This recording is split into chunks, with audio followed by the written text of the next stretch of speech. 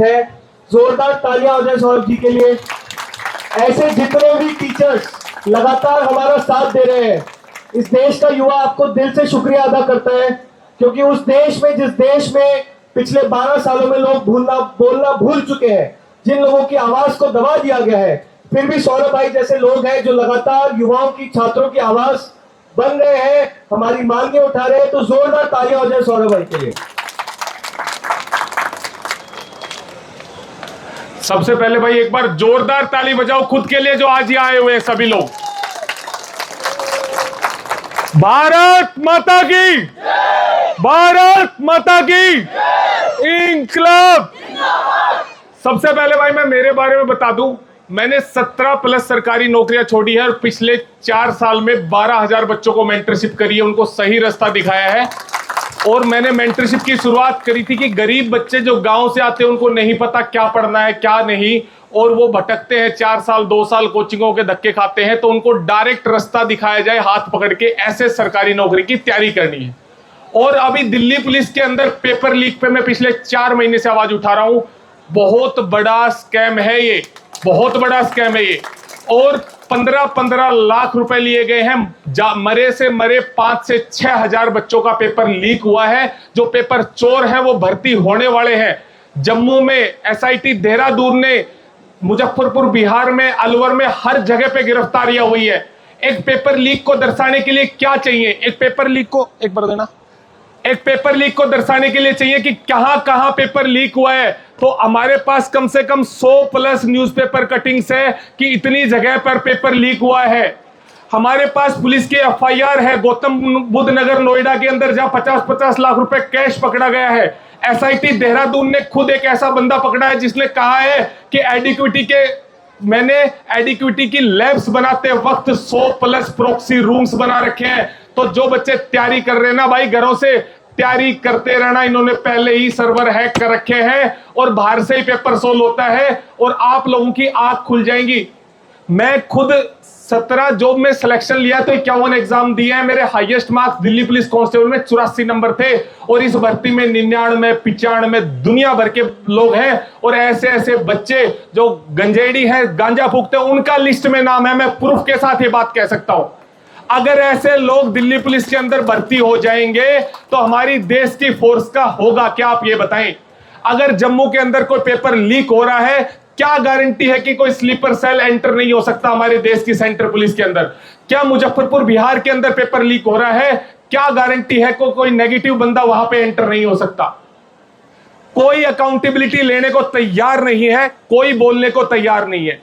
और मैं कोई का मतलब है सब कोई, जिन बच्चों ने पेपर दिया, जो विक्टिम है, वो आवाज उठाने को तैयार नहीं है। जो उन बच्चों को टीचर्स पढ़ा रहे वो आगे आके उनके हक के लिए लड़ने को तैयार नहीं है। उस बच्चे की आवाज को उठाएगा कौन? या तो अगर 6000 बच्चों की दिल्ली पुलिस कांस्टेबल की भर्ती करनी थी तो एक लिस्ट जारी कर देते, तसल्ली हो जाती उन माँ बाप को भी कि हमारे बच्चे का नंबर नहीं आना, पेपर चोरों के पास जाना है। तो फिर ये सारी ड्रामेबाजी किस लिए कि फिजिकल करा रहे हैं, पेपर के लिए पहला पेपर करवा रहे हैं और उसके अंदर धांधलेबाजी हो रही है। पेपर लीक को प्रूव करने के लिए क्या चीज चाहिए? खुद सरकारी एफआईआर है इस भर्ती पे, 20 प्लस एफआईआर है कांस्टेबल पे, ड्राइवर पे, हेड कांस्टेबल पे, सीजीएल, सीपीओ, सब के ऊपर एफआईआर है।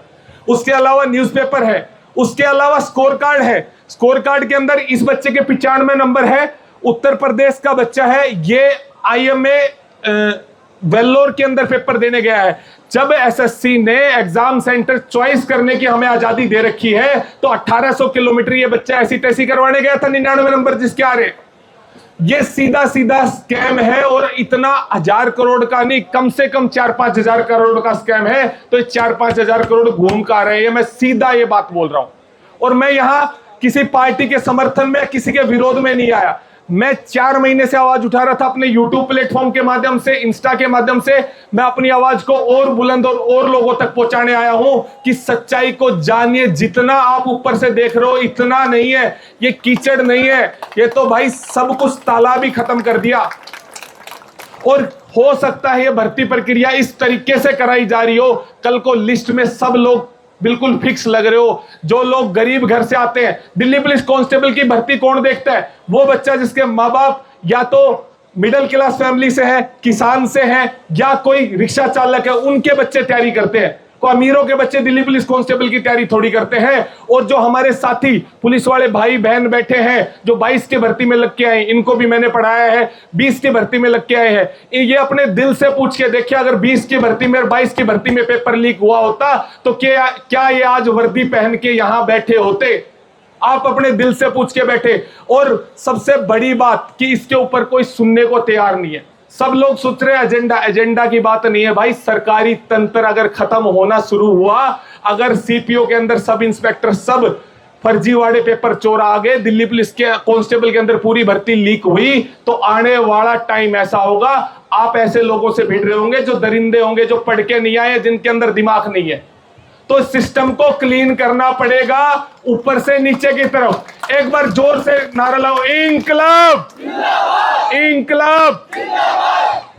अब मैं आपको एक और फैक्चुअल बात बताता हूं। जो बंदा गिरफ्तार हुआ है उस बंदे ने खुद बयान दिया है कि मेरी 60 गांठ ऊपर तक है, 100+ लैब मैंने बनाई, तो प्रॉक्सी रूम मैंने बना दिया। प्रॉक्सी रूम का मतलब क्या है कि भाई एक जैसे माइक यहां चल रहा है, एक माइक वहां आउटपुट दे रहा, तो एक माइक तीसरी जगह आउटपुट दे रहा, वो पहले से ही बना के रख लिया। अब करते रहो ड्यूटी, लगाते रहो चेकिंग, और स्लॉट बुक करवाए हैं बकायदा कि इतनी तारीख को इतने बजे पेपर होना चाहिए। क्यों भाई, इतना क्यों? हरियाणा यूपी का बच्चा तमिलनाडु के अंदर दे रहा, वेल्लोर के अंदर, जम्मू के अंदर पेपर देने क्यों जाएगा जब दिल्ली में एग्जाम सेंटर है? लेकिन ये सारे ना, जब हम कोर्ट में जाते हैं तो कहते हैं ये तो प्रूफ ही नहीं है, ये तो आपकी अपनी आइडियोलॉजी दर्शा रहे हो। प्रूफ क्या है? लोग मर रहे हैं, बच्चे सुसाइड कर रहे हैं, केस भर्ती के ऊपर एफआईआर हो रही है, 99 नंबर के स्क्रीनशॉट वायरल हो रहे हैं, लोग पीड़ित हैं, तो प्रूफ और क्या होता है? तो भाई ये चीज आपको समझनी पड़ेगी। अपने लिए आवाज नहीं उठाओगे तो कल को आपकी नेक्स्ट जनरेशन सफर करेगी। आप नहीं सफर करोगे, आपकी नेक्स्ट जनरेशन सफर करेगी। उनको सरकारी नौकरी नहीं मिल रही। सब लोग नीट के अंदर डॉक्टर फर्जी जाएंगे, कंफर्म है। और अकाउंटेबिलिटी तो कोई लेने को तैयार ही नहीं है। ये कह देते क्या फर्क पड़ता है जी? फर्क पड़ता है उस गरीब घर के बच्चे को जिसने 1 साल 1 लाख रुपए केसीसी लोन से निकाल के अपने माँ बाप को सपने दिखाए थे कि मैं अगले 1 साल में भर्ती निकाल दूंगा और वर्दी लेके जाऊंगा। फर्क पड़ता है जब एक बंदा मरता है, उसकी आत्मा मरती है कि मैंने मेहनत करी, जी तोड़ मेहनत करी और पेपर चोरी हो गया। फर्क पड़ता है उस घर के एक चिराग से जिसने मेहनत करता, तो एक छोटा बच्चा, वो 20 साल का 21 साल का अगर नौजवान नौकरी लगता तो पूरे घर को, पूरे समाज को आगे लेके जाता। लेकिन उसी समाज से एक दूसरा पेपर चोरी करके नौकरी लगता है, वो पूरी समाज को ठेंगा दिखाता है कि देख लो आवारागर्दी करता था, नहीं पढ़ता था, आज लग भी गया। तो समाज को आगे आना पड़ेगा। जो बच्चे भी ऑनलाइन के माध्यम से, ऑफलाइन के माध्यम से वीडियोस, रील वगैरह देख रहे हैं, उनको समझना पड़ेगा कि खुद की हकों की आवाज खुद उठानी पड़ेगी। हमने एक बात सीखी थी स्कूल में कि उसूलों पर आँच आए तो टकराना जरूरी है, अगर जिंदा हो तो जिंदा नजर आना जरूरी है। और सबसे बड़ी बात, बहुत लोग ये सोचते हैं कि हम कब तक लड़ाई लड़ेंगे, कुछ नहीं होने वाला, कुछ नहीं होने वाला। अगर यही मानसिकता रखोगे ना, तो जिस दिन तुम्हारी गाल पे चाटा पड़ेगा ना, जिस दिन तुम विक्टिम होगे ना, उस दिन दूसरा बंदा खड़े होके बोल रहा होगा कुछ नहीं होने वाला भाई। तो समझो, अपनी बारी का इंतजार मत करो कि आज नीट लीक हो रहा है, एमपी टेट लीक हो रहा है, दुनिया भर के पेपर घोटाले हो रहे हैं, तो उसका इंतजार मत करो। एक बार जोर से एक बार नारा और लगाएंगे ताकि आपकी एनर्जी भी यहां एक बार दिखे। गर्मी है, समझ रहे, लगातार बैठे हैं।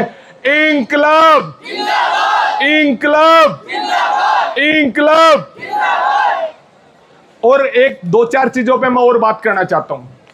हमारे देश में जब भी कोई भर्ती प्रक्रिया करवाई जाती है, तो जब नारकोटिक्स डिपार्टमेंट है, करप्शन डिपार्टमेंट है, तो पेपर चोरी के खिलाफ हर नीट के अंदर, एनटीए के अंदर, यूपीएससी के अंदर, एसएससी के अंदर एक डिपार्टमेंट क्यों नहीं बन जाता जो सिर्फ पेपर चोरी के खिलाफ काम करेगा, जिसका 2 करोड़ प्लस लोग विक्टिम है। पुलिस स्टेशनों के अंदर एंटी करप्शन ब्यूरो है, कहीं पे भी आप चले जाओ नारकोटिक्स ब्यूरो है, तो क्यों ना पेपर चोरी के खिलाफ एक ऐसी टीम गठित हो, एसआईटी गठित हो, चाहे यूपीएससी हो, चाहे बैंकिंग हो, चाहे रेलवे हो, जिसका एक व्हाट्सएप नंबर हो, डायरेक्ट बच्चा उसको कंप्लेन करके जी मेरे दोस्त का, मेरे रिश्तेदार ने, उसने पेपर चोरी करवाया है या उस लैब में हैकिंग हुई है, वो डायरेक्ट कंप्लेन कर सके। कोर्ट में जा नहीं सकता, कोर्ट सबूत मांगती है, पुलिस एफआईआर मांगती है, पुलिस कहती है जी आपके पास सबूत क्या है। मतलब कोई एक एसओपी, एक तरीका तो बता दो बच्चों को कि पेपर चोरी के खिलाफ वो किस तरीके से अपनी कंप्लेन लिखवाएं।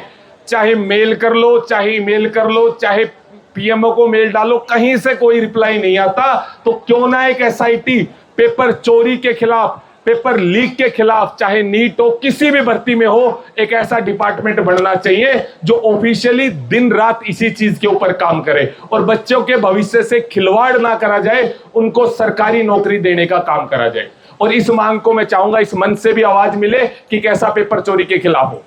ठीक है, बाकी मैंने अपने विचार रखे और बहुत अच्छा है जो लोग आए हैं, एटलीस्ट आप जिंदा हैं, खुद की आपको पीठ थपथपानी चाहिए कि आप आए हैं। फर्क नहीं पड़ता 1000 है 5000 है, बदलाव करने के लिए एक इंसान काफी होता है अगर वो ठान ले तो। और हमें अपने जमीर जिंदा को दिखाना है, हमें दूसरे के मरे हुए जमीर के लिए नहीं। हम आए हैं तो इसका मतलब है हमारा जमीर जिंदा है, हम लड़ना चाहते हैं अपने हकों के लिए। बहुत बहुत धन्यवाद। Thank you Saurabh sir. लेकिन मेरे 2 क्वेश्चन है सौरभ सर से। यहाँ पे बहुत सारे लोग आए हैं तो लगता है कि अगर ऑनलाइन एग्जाम होता है तो पेपर लीक नहीं होता है, और जो ऑफलाइन पेपर होता है तो आपको लगता है कि पेपर लीक होता है। तो मैं सौरभ सर से जानना चाहूँगा कि ऑनलाइन पेपर किस टाइप से लीक होता है, और ऑफलाइन पेपर तो सभी को पता है कि कैसे लीक होता है, तो ऑनलाइन पेपर कैसे लीक होता है ये भी आप बताइए। उसमें जो टेंडर कंपनी का रोल है, जो प्राइवेट कंपनी पेपर कराती है, जैसे एनटीए कराती है सीबीएसई के पेपर को, ऐसे ही एसएससी के एग्जाम एडुकेटी कराती है।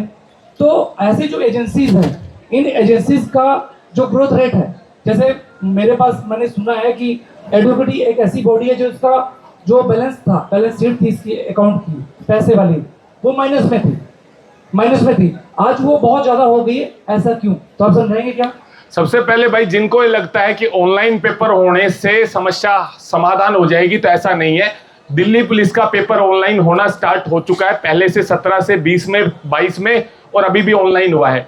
95% प्लस पेपर लीक हुआ है, और ये मैं बहुत अथॉरिटी से बोल सकता हूं। हमारे जो पुलिस वाले भाई बैठे, इनके भी बच्चे हमारे पास पढ़ते हैं, ये भी परेशान है। ऐसा नहीं ये परेशान नहीं है, हमारे पास सब इंस्पेक्टर, इंस्पेक्टर सबके बच्चे पढ़ते हैं, सीपीओ की तैयारी करते हैं, हेड कांस्टेबल की तैयारी करते हैं, ये लोग भी परेशान है। एसएससी जीडी के अंदर भी धांधले हुए, सब लोग परेशान है। और पेपर कैसे लीक होता है, तो एक प्रॉक्सी सर्वर रूम बनाया जाता है हैकिंग के थ्रू, जिससे वो जो स्क्रीन उसकी जो सर्वर चल रहा है सेम कहीं से दूसरे कंप्यूटर पे चल रहा होता है, विद इन सेम बिल्डिंग। वो ही ओनर जो होता है लैब का, वही साठ गांठ करता है, सारी चीज वही करता है, और दूसरी जगह से पेपर सोल्व हो रहा होता है विद इन मिनट्स, और वहां से 100 आउट ऑफ 100 मार्क्स बच्चों के आते हैं। और ये कहीं ज्यादा आसानी तरीके से किया जाता है, क्योंकि जब लैब बनाई गई है उसी टाइम पे ही प्रॉक्सी सर्वर रूम वो एस्टेब्लिश कर देते हैं। अगर हम जंतर मंतर पे बैठे, अगर यहाँ 100 फीट नीचे गड्ढा पहले से ही बना दिया जंतर मंतर बनने से पहले ही, तो कैसे आप उसको ढूंढ लोगे? तो ऐसे ही प्रॉक्सी रूम सेंटर्स पे 100+ लैब पे, और ये मैं नहीं कह रहा, ये खुद पकड़ी है दिल्ली पुलिस की क्राइम ब्रांच ने, और बहुत सारी क्राइम ब्रांचों ने ये खुद पकड़ा है। उसकी जांच ये कह रही है कि केबल्स बिछी हुई है, 100 सेंटरों के ऊपर जाल बिछा हुआ है, पहले से ही लैब ऐसी बना रखी है कि बाहर से ही हैकिंग हो जाएगी। आप ये चीज देख के चलो। तो आप ये सोच रहे हो कि ऑनलाइन हो गया तो कुछ नहीं हो सकता, तो बिल्कुल आप वहम में हो, आप बिल्कुल वहम में जी रहे हो। और कट ऑफ, पिछली बार दिल्ली पुलिस ड्राइवर की कट ऑफ गई थी 74 मार्क्स, इस बार प्री की कट ऑफ है, फाइनल सिलेक्शन था 74 नंबर पे, इस बार 83+ नंबर तो पहले आ चुके हैं।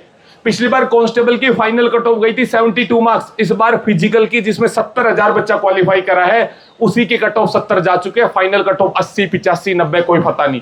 रेलवे कांस्टेबल की, रेलवे एसआई की कट ऑफ 120 में से 120। क्या सारे नासा से पढ़ के आए हैं? क्या सारे स्पेस टेक्नोलॉजी से तो नहीं पढ़ के आए हैं कि सब 100% नंबर लेने लग रहे हैं?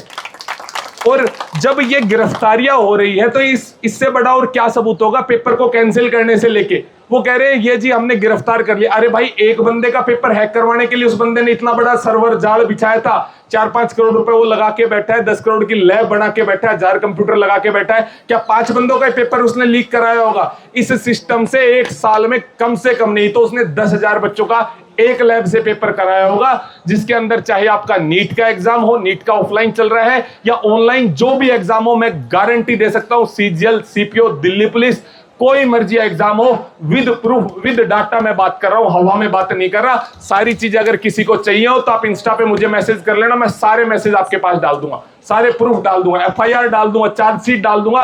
चार्जशीट का मतलब है कि इन्वेस्टिगेशन में खुद दिल्ली पुलिस ने या किसी भी बॉडी ने पाया कि यह धांधलीबाजी हो रही है। तो प्रोक्सी सर्वर के तहत ऑनलाइन पेपर चोरी होता है और बाहर से ही चोरी हो जाता है। बताइए सर, दूसरा बस यही। ठीक है, तो एक बार सभी लोग इस मुद्दे को समझो, इस मुद्दे की गंभीरता को समझो। नीट जेई के साथ साथ देश के सारे पेपर की अकाउंटेबिलिटी सेट होनी चाहिए कि पेपर ईमानदारी से हो। ईमानदारी, जो घर से बच्चा आता है उसको ईमानदारी का पाठ पढ़ाया जाता है, मेहनत करनी सिखाई जाती है, तो उसकी मेहनत रंग लाए और वो सिलेक्शन ले। सरकारी विभाग में भी, नीट में भी डॉक्टर बने और हर जगह सिलेक्शन ले। और हमें ये जो इस्तीफा है, धर्मेंद्र, बहुत लोग ये बोलते हैं कि इस्तीफा देने से क्या हो जाएगा, इस्तीफा दे देंगे तो। अरे भाई, मुंह पे तमाचा है, इस्तीफा देके तो देखो। कोई अपने बैंक में मैनेजर और वहां पे कोई चोरी हो जाए और उसको इस्तीफा देना पड़ जाए, उससे बड़ी बेइज्जती वाली बात क्या होगी? एक अकाउंटेबिलिटी की शुरुआत होती है इस्तीफा। तो इस्तीफा की जो मांग है वो अकाउंटेबिलिटी की शुरुआत है। और शायद 2-4 दिन में आपको देखने को भी मिल जाए, इंटरनली न्यूज है कि कैबिनेट बदलने वाली है। लेकिन हमारी मांग सिर्फ इस्तीफे तक नहीं रुकेगी, हमारी मांग बिल्कुल पेपर प्रक्रिया को क्लीन करने तक। जब किसान के बच्चे को, गरीब घर के बच्चे को, मिडिल क्लास के बच्चे को नौकरी मिलने लग जाए, तब हमारी मांग रुकेगी। जय हिंद भाई सभी।